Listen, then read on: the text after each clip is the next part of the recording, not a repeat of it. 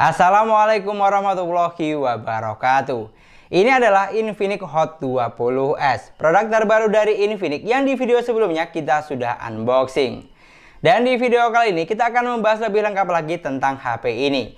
Karena ada 8 poin penting yang harus kamu ketahui sebelum beli Infinix Hot 20s. Dan nggak usah pakai lama, langsung saja kita mulai videonya. Untuk poin yang pertama, dari segi desain kamu tidak usah khawatir. Karena HP ini sudah memiliki tampilan yang kekinian dan terbaru. Mulai dari bentuk bodi yang flat, letak sensor sidik jari, sampai kombinasi warna. Untuk build quality-nya juga solid dan kokoh, tidak ada bagian yang kopong. Tapi yang harus jadi catatan, bodinya ini tidak bisa dibilang compact, karena memiliki dimensi panjang sekitar 168,7 mm. Jadi agak kurang PW saat dipakai menggunakan satu tangan atau masuk ke dalam saku celana. Lalu untuk poin yang kedua, dari sektor layar di sini juga tidak kalah cakep. Karena HP ini sudah menggunakan konsep punch hole display kekinian. Dengan ukuran layar lumayan jumbo, 6,78 inch, resolusi Full HD+, 1080x2460 pixel. Panel IPS LCD, refresh rate support hingga 120 Hz. Jadi sudah cukup memanjakan mata pastinya. Selain layarnya luas, untuk resolusinya juga sudah besar. Ditambah refresh rate layar yang tinggi. Bisa kita atur di 60, 90 atau 120 Hz. Jadi kalau untuk saturasi warnanya di sini sudah cukup bagus, terlihat jelas, tajam dan lumayan gonceng, ciri khas Infinix. Pokoknya sudah cukup bisa diandalkan untuk digunakan berbagai kebutuhan. Lanjut poin yang ketiga, di sini untuk dapur pacunya, HP ini dibekali dengan spesifikasi yang cukup gahar. Kapasitas memorinya besar, 8/128 GB, yang masih bisa ditambah dengan RAM virtual dan microSD jika dirasa kurang besar. Lalu untuk chipset, ditenagai dengan chipset MediaTek Helio G96 octa-core 2,0 GHz, fabrikasi 12 nanometer. Buat kamu yang belum tahu, untuk chipsetnya sama persis dengan Infinix Note 12 kakak tingkatnya yang dijual dengan harga 2,7 juta. Di sini untuk Geekbench 5 mampu menghasilkan skor sampai 497 dan 1714 poin untuk multicore-nya. Sedangkan untuk skor Antutu ada di angka 325 ribuan. Pokoknya dari spesifikasi di atas kertas, HP ini tidak kentang sama sekali. Dan untuk poin yang keempat, kalau untuk urusan persensoran, sebenarnya HP ini sudah dibekali dengan sensor yang lengkap, hampir semua ada. Tapi sayangnya untuk sensor NFC di sini tidak ada. Dan untuk sensor gyroskopnya juga masih menggunakan virtual gyro, jika kita berpatokan dengan aplikasi Gyroscope Test. Sedangkan untuk poin yang kelima, kita akan bahas dari segi performanya. Yang dimana kalau hanya untuk kebutuhan kasual atau santai, HP ini sudah sangat bisa diandalkan. Bahkan digunakan buat main Mobile Legends sudah mampu menjalankan game dengan baik. Dengan setting grafik bisa sampai high dan frame rate maksimal hingga ultra. Di sini untuk gameplaynya, HP ini sudah mampu menjalankan game dengan lancar, hampir tidak ada kendala yang berarti. Frame drop atau delay juga jarang saya temui, pokoknya mampu dilibas habis. Asal jaringan juga harus bagus dan stabil saat digunakan main game online seperti ini. Tapi saya sih tidak heran, karena Infinix memang sudah kerjasama dengan Mobile Legends. Jadi kalau untuk gameplaynya sudah memuaskan di kelas harganya. Lalu digunakan buat main PUBG Mobile, HP ini juga mampu menjalankan game dengan baik. Dengan setting grafik ada di Smooth Ultra, balance ultra, dan bisa mentok sampai SD High. Untuk gameplaynya, sebenarnya HP ini sudah mampu menjalankan game dengan lancar, dan grafiknya pun juga bagus. Tapi yang sedikit disayangkan, untuk sensor gyroskopnya terasa delay atau kurang responsif karena masih menggunakan virtual gyro. Sehingga butuh waktu untuk penyesuaian. Sama satu lagi, saat main game lebih dari 30 menit suhunya terasa mulai hangat, tapi masih cukup aman karena tidak sampai panas. Namun yang jelas, untuk urusan performa, HP ini sudah cukup bisa diandalkan.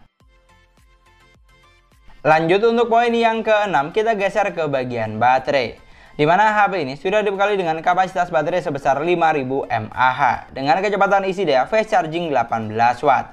Lebih kecil dari Note 12 yang sudah 33 Watt. Di sini charging selama 30 menit baterainya bertambah sekitar 30%. Charging 1 jam bertambah 56%. Lalu charging selama 2 jam bertambah sekitar 91%. Dan ternyata butuh waktu sekitar 2 jam 30 menit untuk isi daya dari 5 sampai full 100% dengan kondisi data off. Tidak bisa dibilang ngebut banget memang, tapi setidaknya tergolong standar di kelas harganya. Lalu kalau untuk daya tahan baterai digunakan buat nonton YouTube selama 45 menit dengan jaringan WiFi berkurang 7%. Buat main Mobile Legends selama 35 menit berkurang 7%. Dan buat main PUBG Mobile selama 42 menit berkurang 8%.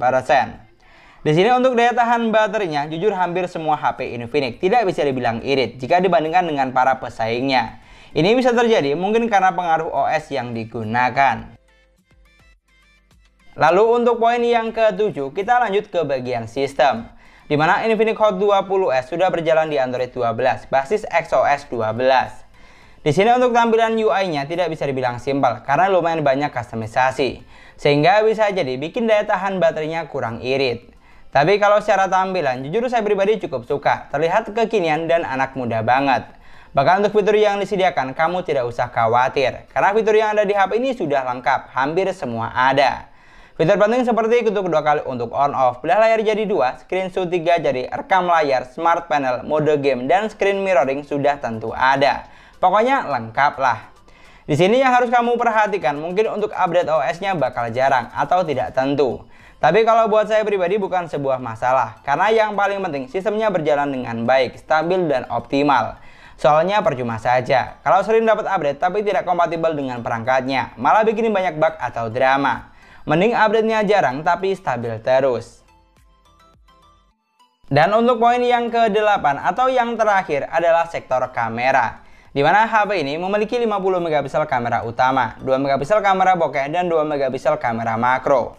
Untuk kamera selfie-nya sebesar 8 megapiksel yang sudah dilengkapi dengan lampu flash. Di sini untuk megapiksel menurut saya sih cukup standar, sama seperti para kompetitornya. Lalu untuk fitur kamera yang ditawarkan di sini sudah lumayan banyak, hampir semua ada.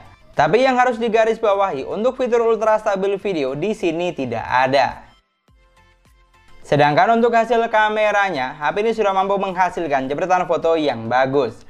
Gambarnya terlihat tajam dan detailnya juga dapat.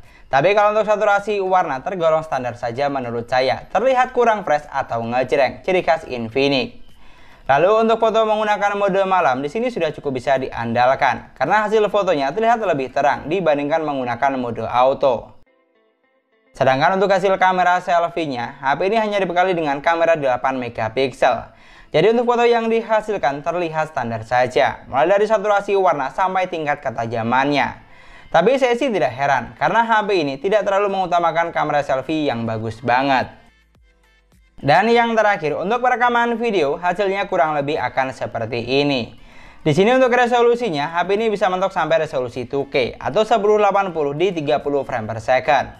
Untuk video kamera belakang, di sini sudah lumayan menurut saya, cukup bisa diandalkan, walaupun yang sedikit disayangkan belum dilengkapi dengan ultra stabil video.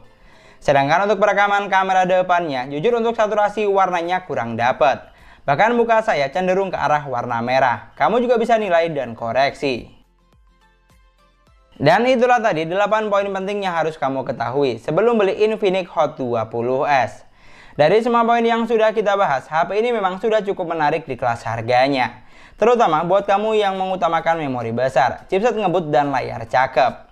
Mungkin yang perlu diperhatikan hanya beberapa hal saja.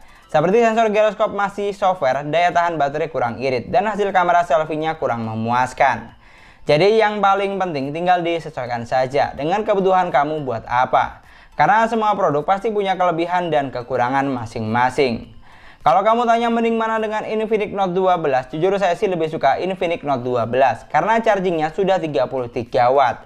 Panel layar AMOLED dan kamera selfie-nya juga lebih besar. Tapi untuk pembahasan lebih lengkapnya, next insya Allah kita bahas di video terpisah. Dan mungkin sekian dulu pembahasan kita kali ini. Terima kasih banyak buat yang sudah nonton videonya sampai akhir. Semoga videonya gampang dan mudah dipahami. Dan yang paling penting, semoga videonya bermanfaat. Jangan lupa like dan komen videonya. Jangan lupa juga subscribe channel sesuai harga. Kita ketemu lagi di video selanjutnya. Assalamualaikum warahmatullahi wabarakatuh.